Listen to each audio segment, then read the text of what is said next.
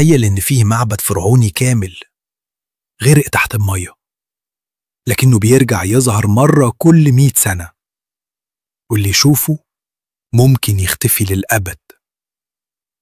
في بحيرة ناصر ناس كتير من الصيادين حلفوا إنهم شافوا أطلال فرعونية طالعة من تحت المية ليلة معينة، جدران عالية ومنقوش عليها رسومات فرعونية. الأغرب إنهم بيقولوا إن في أصوات بتطلع من جوه، أصوات كهنة بيلقوا تعاويذ بلغات غريبة محدش فاهمها. العلماء نفسهم أكدوا إن أجهزة المسح رصدت بقايا معمارية تحت البحيرة، لكن كل مرة بيحاولوا يصوروها الكاميرات بتتعطل والبيانات بتختفي.